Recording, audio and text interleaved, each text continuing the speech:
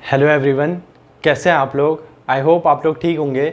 तो जैसा कि हमारी क्लास 11th की बिज़नेस स्टडीज़ की सीरीज़ चल रही थी, तो आज मैं उसी में एक नया चैप्टर लेकर आया हूँ जिसका नाम है इमर्जिंग मोड्स ऑफ बिज़नेस।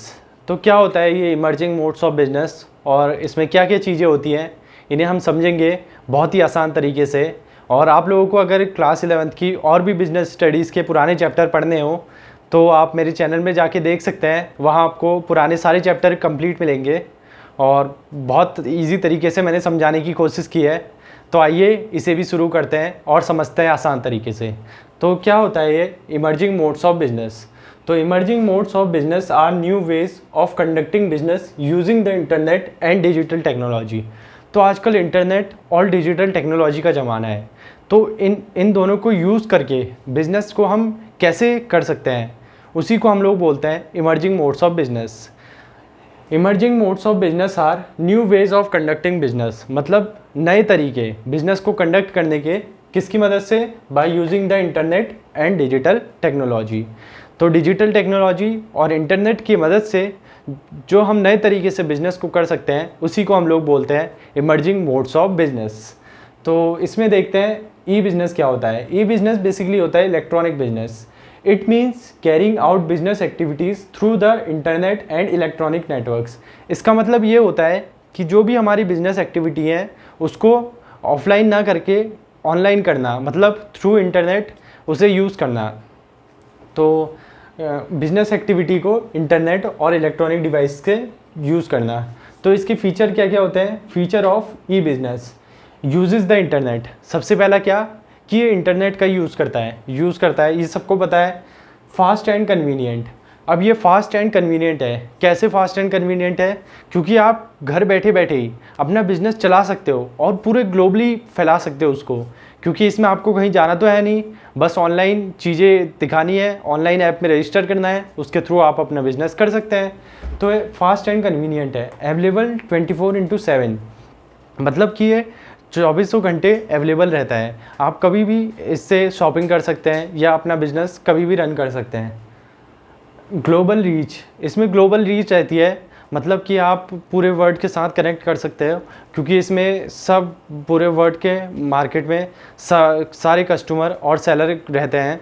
तो एक ग्लोबल रीच है, मतलब कि ग्लोबल रीच को आप ऐसे भी कह सकते हैं कि आप अगर कोई शॉप वगैरह खोलते हैं या कोई बिज़नेस करते हैं तो उसमें आप एक सर्टेन स्टेट या सिटी तक रह जाते हैं, लेकिन आप ऑनलाइन मोड, इलेक्ट्रॉनिक मोड के थ्रू आप पूरे ग्लोबल रीच कर सकते हो। मतलब कोई भी आपका सामान कहीं भी बैठे बैठे ले सकता है। मान लीजिए आप उत्तराखंड से बिज़नेस कर रहे हैं और किसी ने तमिलनाडु में आपका सामान चाहिए तो वो ऑनलाइन ले सकता है। अगर आप ऑफलाइन कर रहे होते उत्तराखंड में तो क्या कहते हैं, आप बहुत मुश्किल होता कि तमिलनाडु को पता होता, तमिलनाडु के लोगों को पता होता कि आप कुछ बिज़नेस कर रहे हैं। ऑनलाइन मोड के थ्रू लोगों को पता चलता है। ऐसे ही आप किसी कंट्री में बैठे हो, उसी कंट्री से दूसरे कंट्री में प्रोडक्ट बेच सकते हो। इसके बाद है लोअर ऑपरेटिंग कॉस्ट, कि इसमें ऑपरेटिंग कॉस्ट बहुत कम रहती है, मतलब कि खर्चा कम रहता है, क्योंकि ऑफलाइन बिजनेस में आपको सारी चीज़ें मैनेज करनी होती है। एक शॉप चाहिए होता है, उसके लिए अच्छा इंफ्रास्ट्रक्चर चाहिए होता है, उसमें लाइटिंग चाहिए होती है और भी सारी चीज़ें चाहिए होती हैं। तो इसमें ऐसा नहीं होता। ऑनलाइन में बस आपको प्रोडक्ट दिखाना होता है ऑनलाइन पिक्चर वगैरह में, तो वो आप कहीं से भी बैठे, घर में बैठे बैठे भी कर सकते हो। तो इसके स्कोप देखते हैं। स्कोप ऑफ ई बिज़नेस, सबसे पहला क्या है, बिज़नेस टू बिज़नेस, कि मतलब ये बिज़नेस टू बिज़नेस भी डील करता है। मतलब कि जैसे मान लीजिए मैं एक होलसेलर हूँ, अब मेरे पे कोई रिटेलर आता है, मेरे लिए तो कस्टमर हुआ, वो मेरे से सामान खरीदता है लेकिन अपने यूज़ के लिए नहीं, आगे बेचने के लिए। तो उसी को हम लोग बोलते हैं business to business. Business to business मतलब कि ऑनलाइन मेरे से सामान लिया और आगे जाके उसे यूज़ नहीं करा, बल्कि उसे आगे और बेच दिया। तो ये सारी बिज़नेस टू बिज़नेस भी डील करता है। Business to consumer, business to consumer मतलब कि एक ने सामान बेचा और दूसरे ने कंज्यूम कर दिया। तो ऑनलाइन मोड के थ्रू हम ऐसा भी करते हैं, जैसे कि हम अमेज़ॉन, फ्लिपकार्ट से चीज़ें मंगाते हैं तो हम खुद ही यूज़ कर लेते हैं। तो ये सारी चीज़ें होती है। कंज्यूमर टू कंज्यूमर क्या होता है। कंज्यूमर टू कंज्यूमर बेसिकली ये होता है कि मान लीजिए मैं आपको एक एग्जांपल के थ्रू समझाता हूँ। मान लीजिए मेरे पे कोई साइकिल थी, मैंने उसे 3-4 साल यूज़ करी, अब मेरे को उसे बेचनी है, तो मैंने उसे OLX में या किसी ऐप में डाल के बेच दी। तो ये बेसिकली होता है कंज्यूमर टू कंज्यूमर। इसका बेस्ट एग्जांपल है OLX। वहाँ पर को आपको सेकेंड हैंड चीज़ें मिल जाती हैं, मतलब यूज़ वाली। तो कंज्यूमर टू कंज्यूमर इसके अंदर आता है। Consumer to business, consumer to business के मतलब अगर आपके पास कंज्यूमर के पास कुछ स्किल होती है, वो प्रोवाइड करा देता है बिजनेस को, तो उसी को हम लोग बोलते हैं कंज्यूमर टू बिजनेस। जैसे कि फ्रीलांसर होते हैं, ये सारी चीज़ें। अब इसके बाद है benefits of E business. E business के क्या क्या बेनिफिट हैं? तो सबसे पहले कस्टमरों को क्या बेनिफिट है ई बिज़नेस के? ईजी शॉपिंग, उन लोगों का शॉपिंग करना काफ़ी इजी हो जाता है, क्योंकि पहले उन्हें मार्केट में इधर उधर जाना पड़ता था, अब उन्हें एक ही प्लेटफॉर्म में सारी चीज़ें मिल जा रही हैं, तो ईजी शॉपिंग। मोर चॉइसेस, यहाँ पर को कस्टमर के पास चॉइस काफ़ी ज़्यादा रहती है, क्योंकि अलग अलग प्रोडक्ट रहते हैं ऑनलाइन में, काफ़ी ज़्यादा वैरायटी मिल जाती है, तो मोर चॉइसेस। होम डिलीवरी, आपको इसमें कहीं नहीं जाना होता है, बल्कि घर बैठे बैठे आपको आपका सामान मिल जाता है, तो ये home delivery. Easy price compensation, मतलब कि इसमें प्राइस का कुछ वो नहीं रहता, जितना प्राइस बताते हैं उतना ही रहता है, मतलब कुछ ऐसा वो नहीं रहता है, क्योंकि मार्केट में आप लोग जाते हैं, अगर कोई सेलर है तो उससे भाव ताव करते हैं, तो इसमें ऐसा कुछ नहीं होता। जो प्राइस रहता है उसमें इजी प्राइस कंपेंसेशन रहता है। टू बिजनेसेस, अब बिजनेसेस को क्या फ़ायदा मिलता है? एक तो लोअर कॉस्ट, कि मतलब वो कहीं बैठे बैठे भी वो बिज़नेस कर सकते हैं, अपना प्रोडक्ट सेल कर सकते हैं, क्योंकि अगर वो ऑफलाइन करेंगे तो उन्हें एक शॉप चाहिए होगी, ये उसके लिए सारी चीज़ें चाहिए होती हैं एक शॉप के अंदर, तो इसमें लोअर कॉस्ट, क्योंकि वो घर बैठे बैठे भी कर सकते हैं। वाइडर मार्केट, इसमें एक आप कोई भी मार्केट को टारगेट कर सकते हैं, और किसी भी स्टेट से या किसी भी कंट्री से, किसी भी सिटी से कहीं भी सामान पहुंचा सकते हैं, तो ये वाइडर मार्केट कवर करता है। बेटर कस्टमर सर्विस, कस्टमर को इसमें बेटर सर्विस मिलती है, क्योंकि उन्हें घर बैठे बैठे सामान मिल जाता है और कहीं जाना भी नहीं पड़ता, तो better customer service. Faster communication, इसमें कम्युनिकेशन काफ़ी फास्टर रहता है, क्योंकि ऑनलाइन सारी चीज़ें होती हैं। इंक्रीज सेल्स, मतलब कि ये सेल्स को इंक्रीज़ करता है, क्योंकि हमारे पास वाइडर मार्केट है, क्योंकि बहुत सारे लोग हैं खरीदने वाले और बेचने वाले, तो ये सारी चीज़ें। टू सोसाइटी, अब ये सोसाइटी को कैसे हेल्प करता है? मोर एम्प्लॉयमेंट अपॉर्चुनिटी, ये एम्प्लॉयमेंट प्रोवाइड करता है सोसाइटी के अंदर। जैसे कि अगर कोई ऑनलाइन ऐप है, उसे अपना वो ऑफिस मैनेज करने के लिए भी लोग चाहिए होंगे, डिलीवरी पार्टनर के लिए भी लोग चाहिए होंगे, तो more employment opportunity. Less paper work, इसमें पेपर वर्क काफ़ी कम रहता है, तो ये एनवायरनमेंट के लिए हेल्पफुल रहता है। अब इसके बाद देखते हैं लिमिटेशंस ऑफ ई बिजनेस। अब इसके क्या क्या लिमिटेशंस हैं? सिक्योरिटी एंड प्राइवेसी रिस्क, इसमें सिक्योरिटी और प्राइवेसी का रिस्क रहता है, आपका डेटा लीक भी हो सकता है कभी कभार। इंटरनेट कनेक्शन रिक्वायर्ड, आपको इंटरनेट कनेक्शन इसको रिक्वायर्ड कंपलसरी चाहिए होगा। टेक्निकल प्रॉब्लम्स, इसमें कभी कभार टेक्निकल प्रॉब्लम आ सकती है, मतलब कभी ऐप काम नहीं करा या कुछ हो गया है, तो ये सारी चीज़ें। No physical inspection of product before buying, मतलब कि आप जो प्रोडक्ट आप खरीद रहे हो उसे आप फिजिकली नहीं देख सकते, बस आप उसे पिक्चर या वीडियोस के थ्रू ही देख सकते हो। तो no physical inspection of product before buying. Lack of personal interaction, इसमें पर्सनल इंटरेक्शन बिल्कुल भी नहीं होता है, क्योंकि जो कस्टमर होता है वो सीधे ऑनलाइन देखता है और वहीं से ऑर्डर कर देता है, तो इसमें पर्सनल इंटरेक्शन कुछ नहीं होता। अब payment method of E business, अब ई बिज़नेस जो हम करते हैं उसकी क्या क्या कैसे कैसे हम पेमेंट कर सकते हैं?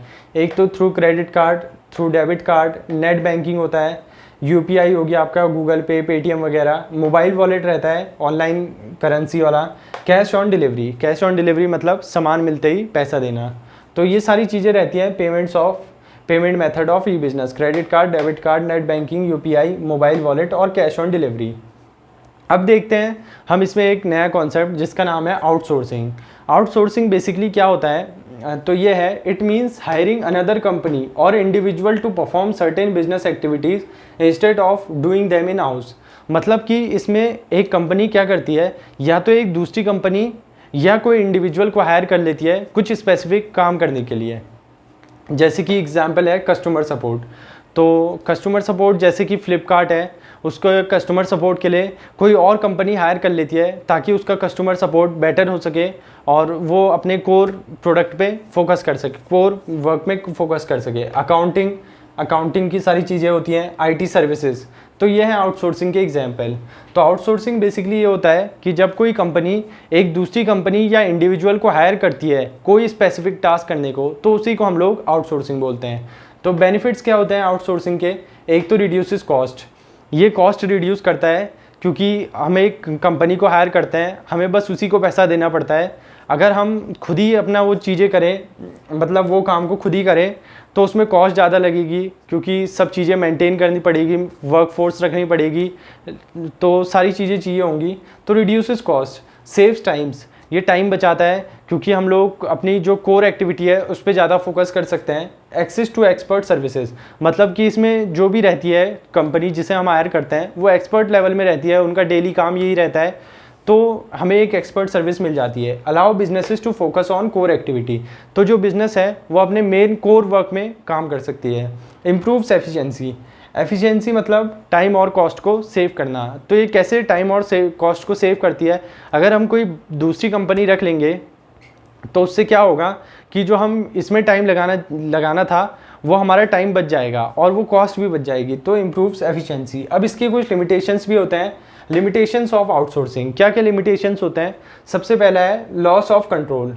इसमें मतलब कि हमारे हाथ में उतना कंट्रोल नहीं होता क्योंकि हम अगर कोई कंपनी को रखते हैं तो उसे पावर भी देनी पड़ती है, वो सारी चीज़ें। तो loss of control. Risk of data leakage, मतलब कि डेटा लीकेज होने के काफ़ी चांसेस रहते हैं क्योंकि एक बाहर की कंपनी है तो उसके वो कैसे काम करती है उससे कुछ डेटा लीकेज हो सकता है, कुछ एम्प्लॉय हो सकते हैं ऐसे।